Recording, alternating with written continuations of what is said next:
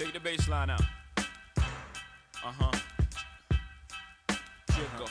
Bounce with it. Yeah. Let it bump though. Uh-huh.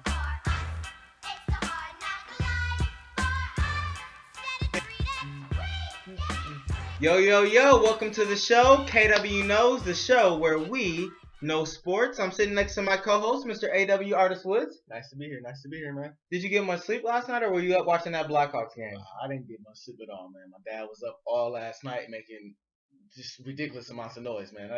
Watching the game, it was insane. It was insane. Well, I did not watch the Blackhawks game last night, but I saw it on Twitter, so. Caught the highlights. Yeah, I did.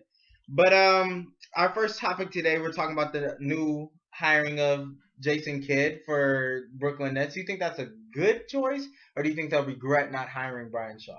I think that it's a pretty good decision, in my opinion. I think that in hiring Jason Kidd, they thought about the fact that he would help the offense bend together a little bit better. I think he will help Darren Williams. I think he will be Darren Williams' mentor, just like he did for Carmelo Anthony. It was great for them to mend together. It helped propel them to where they got in the playoffs this year. And I think he could do the same thing for Brooklyn, as long as they don't run to Miami or maybe even the Knicks again.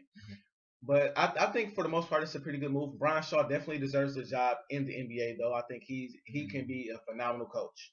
I think the Lakers should have hired him instead of hiring Mike D'Antoni. Yeah, Mike D'Antoni. But that's a whole nother topic for a whole nother thing. I think it's a pretty good move though for the offense. They need a defensive coordinator though. No, I agree with you. I totally agree with you. When you look at Brian Shaw, he was a good coach. I don't think they could have gone wrong with either one, especially for that team. But I do think that Jason Kidd will help Darren Williams, like you said, to be a better point guard. Realize where his game is, because I don't think with Joe Johnson he's really been able to find his game. I don't think he's been able to see, okay, I'm the point guard. Do I give it to Joe Johnson, who's getting paid a lot of money just like I am, or do I keep it? Do I take the shot? Do I get it to my big boys and Brook Lopez and Chris Humphries? Do I get it to my wing manager or Wallace? I think what the Nets are, they're a team of misfit parts. You know, like Rudolph the Red-Nosed Reindeer. You know that. No, but seriously, no, they're a team. Red-Nosed Reindeer. Yeah, no, but no, seriously, no, they're a team of misfit parts. I don't think nobody really knows what they're doing they don't know, because when you look at it, they're all coming from being a superstar on their own team. Right. A lot of talent. A lot of talent. It's a lot of talent on one team. And I think if anybody can do it, Jason Kidd can, being the orchestrator that he is, having the mind that he has, having the basketball IQ that he does, you know, he will be able to calm Darren Williams down and say, yo, in this situation, give it to him. In this situation, give it to him. Keep it. Learn, be comfortable in who you are as a point guard. And Darren Williams is the most, in my opinion, Darren Williams, with the exception of Brook Lopez, Darren Williams is the most important part to the Brooklyn Nets offense. He is. Because he has to be the one to orchestrate. And, you know, you still got Brook Lopez, who, in my opinion, is a top 3 center in this league right now. And, you know, Chris Humphries, you know. But no, so you have some Should have parts. lost Kim Kardashian, my man. But anyway. But no, you have some parts around you. You know, and I think if anybody can do it, Jason Kidd can. Will they be successful? We don't know until it happens, because, you know, you still have Miami, a powerhouse. You still have the New York Knicks. You still have Indiana, who's coming. Chicago with Can't forget about Indiana. Yeah, you know, Chicago will have Derrick Rose back next year. So we don't know. Boston will probably improve like they usually do. So we don't know. Rondo will be back. Exactly. Rondo will be back. So we don't know if they'll be successful, but we do know if anybody can do it, Jason Kidd will be able to calm Darren Williams down and the rest of the team. And notice that the teams in the East that you did name, you know, with the Bulls and with the Celtics, Rajon Rondo and Derrick Rose are key points to their team, and they are at the point guard position. Exactly. Darren Williams is going to be responsible for guarding those players. Yeah, exactly. So we'll see. Yeah, we will see. All right, our next topic today is about the baseball brawls. Have you been following any of the LA Dodgers brawls of late? I have somewhat. To me, it's crazy. Yeah, it is crazy. It is It crazy. is. But that brings me to my question. Do you think players should be suspended for retaliating after getting hit by a ball? Or what is your outtake on that? I think that retaliation is a natural action. If I punch you in the face right now, you're gonna hit me back on camera. It's gonna happen. It's gonna happen. Probably. It's gonna start a fight. Probably. You won't win. But anyway. but I feel like if somebody's suspended, I think either way go, you should be suspended. But I think the severity of the brawl should determine how long the suspension should be. I don't think it should be too long. I don't think it should be overdone because you could break somebody's face with your fist just as well as a baseball if you hit somebody in the face with a baseball. So, and I think a lot of the pitchers do it on purpose. And you throwing that ball 100 miles per hour, that's ridiculous. Yeah. So, I mean, hey, I think, and me personally, if I was a baseball player, I probably would retaliate myself. And I wouldn't want to miss any games because of that. Hit me with a baseball. I mean, what do you expect? Yeah, no, I agree with you on the point about retaliation being a natural thing. I think if anybody gets hit, you're gonna be mad. It's hard, and I think it all depends on what coach, what manager you have that says we're not gonna be a retaliation team. But not every coach is like that. Some coaches are more aggressive. Some coaches believe if you hit me, we're gonna hit you back, eye for an eye. But when you look at the Dodgers, this is their second dugout clearing brawl this year. Earlier the one with Zach Greinke when he broke his collarbone. He got suspended, or the other guy got suspended. But you look at it and you're saying, all right, are you just an aggressive team, or is it just retaliation? I don't know because you see players get hit by balls almost every game, Right. So it's become. And some people are able to hold it together, but others aren't, and I see why others aren't. And like I said, it all depends under the direction. Should players get suspended? Like you said, it depends on the severity. If somebody's getting hurt or if it gets hurt, no. But if you look at NHL, they have a problem with each other. They solve it right then and there. Right. They get that minute to fight, and then they go to the penalty box. In baseball, you got a problem, you fight. Then what? Should you get suspended every time? Because no, if I'm getting hit by a baseball, I'm gonna be upset. It's been going on. Exactly. It's been going on for many years. It's not like it's something new that we're just talking about. No, people have been getting hit by balls for many years. Do I think they should get suspended? No. If it becomes harmful or dangerous enough, somebody should be suspended for it. Correct. I feel the same way. I just feel like sometimes, in most cases, if you don't suspend the certain player, then it will prove to the rest of the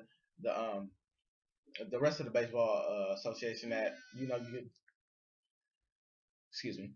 It will prove to the rest of the MLB that you can do that. You can retaliate. You can fight, and it won't be a problem. So I think that's the only issue in there. But, yeah, you don't otherwise that. Yeah, otherwise it's fine. All right. Well, our third topic today was a comment by LeBron James made about a week ago. When ever making some comment? Okay. No, don't come at LeBron like that. No, much respect. I respect LeBron. But no, when LeBron was asked, as a student of NBA history, how do you think Tim Duncan would ultimately be regarded in this era? How do you think he will be viewed? LeBron answered, in quote, "He's probably been the most dominant player we've seen as far as 15 years altogether." Do you agree with that comment? Even more dominant than Kobe Bryant. And when Kobe Bryant found out about the comment, he tweeted, "What about me?" What are your comments about that? First off, I feel like Kobe Bryant should not be offended. I feel like he's Kobe Bryant. Everybody knows Kobe Bryant. I think one of the reasons why LeBron said that was because he wanted to essentially kind of, stay on the Spurs' good side. I don't think he wanted to diss Tim Duncan on national TV, in the press, in the interview, wherever it may have been. I think the interviewer was trying to maybe bait him into doing such thing. I don't think he wanted to diss him. I think he was just trying to show respect. But in comparison to Kobe Bryant, it's hard to compare the two players as far as dominance, simply because they play two different positions. You look at a shooting guard and Kobe Bryant. Shooting guards are supposed to score for the most part. You're known for shooting. You're known for scoring. Kobe, in my opinion, in these past 15 years, he has been the best scorer. Yeah. But you look at Tim Duncan, power forwards, you're supposed to rebound and you're supposed to score also. Exactly. Tim Duncan rebounds and he scores also. Yes. And in his career, he averages 20 points, 11 rebounds. Kobe, for his career, he averages 25.5 points and 4 assists. Or about 5 assists. I feel like, one of the biggest differences, one has 4 rings, one has 5 rings, and a lot of people like to diss Kobe Bryant because they're from came with Shaq. But according to these stats that I took the time to pull up, in the 2000 finals, he averaged 15 points, 4 rebounds, and 4 assists. In the 2001 finals, he averaged 24 points, about 6 assists, and about 8 rebounds. In the 2002 finals, he averaged about 27 points, 5 rebounds, and 5 assists, shooting 51% from the field. So I mean, he won the rings. He helped definitely assist Shaq win those championships. So you can't just say Shaq won them all. No, So I mean, it's a tough situation. no, I agree with you when you say Kobe did help. I am noted to be the one that hates on Kobe all the time when it comes to those rings. I do like to strip his first three, but no, you respect him. yeah, but I respect him.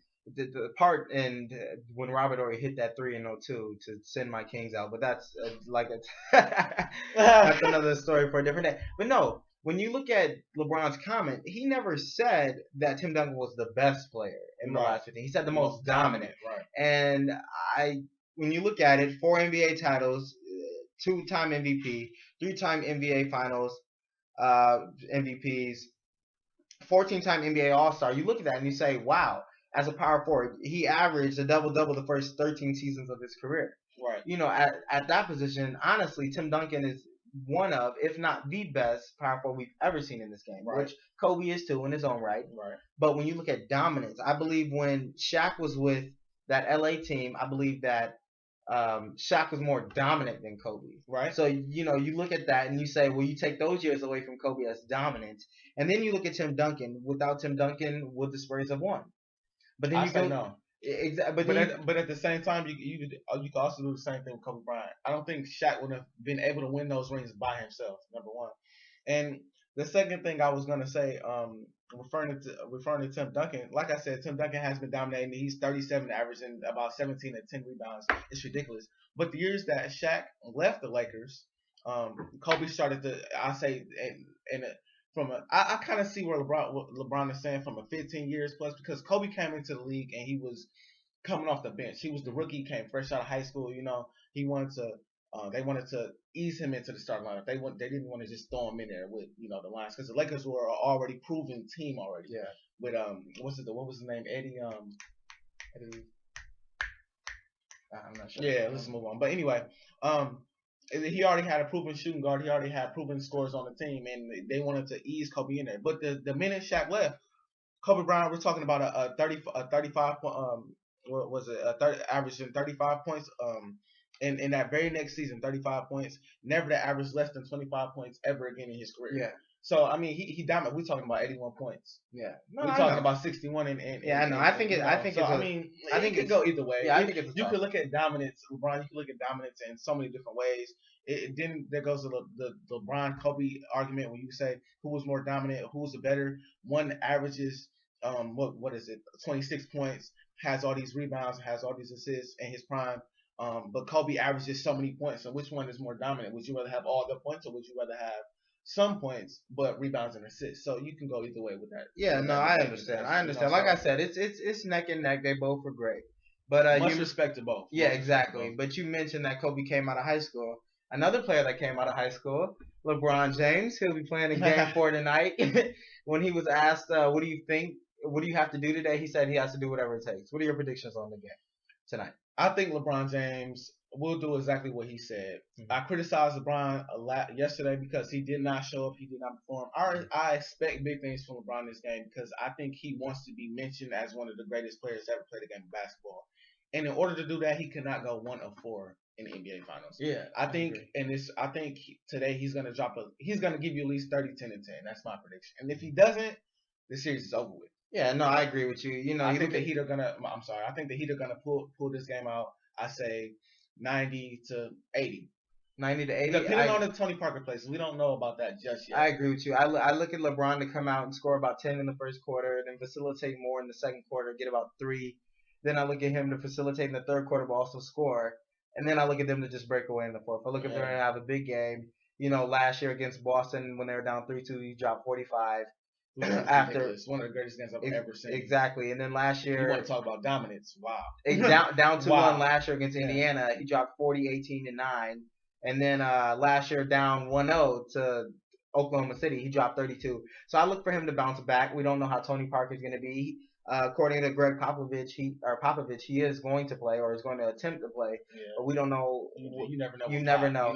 I look at the Heat to win. I look for LeBron to come out aggressive. I don't know if he's going to be in the low post, because I don't think Greg Popovich is going to get that, but I look for him to hit that shot that he was missing. Right. Definitely better than the 7 for 21. So I do look for the Heat to retaliate. I look for them to win by around, I'd say about 93 to 84, anywhere from around there. And I look for it to be a good game. I look for it to be exciting. But like I said, I look for LeBron to dominate. Dwayne Wade's going to get you his 14. His 14 to 16 because, he's not 100%. But I do look for the Heat to win tonight. It's winner. It's Honestly, winner go home. Exactly. It's winner go home at this point. You lose this game, I don't see it going back to Miami. Yeah, I don't either at all. Yeah, there's no way you're beating San Antonio 4 games straight. It's just not gonna happen. It's not gonna happen. But we've come to that time in the show where it is KWT trivia time. Yes. Yesterday, I asked you guys who was the first ever Super Bowl MVP, and the answer, in this guy's mind, was Vince Lombardi. I still think it's Vince Lombardi. But Vince Lombardi was not the answer. The answer to yesterday's trivia was Bart Starr. How did you not get that one? Green Bay? I don't know. It clicked on me after I left. After I was like, Bart Starr. But today's trivia, in light of finals fever, it's a finals question. Who was the first ever NBA player to win finals MVP when his team lost?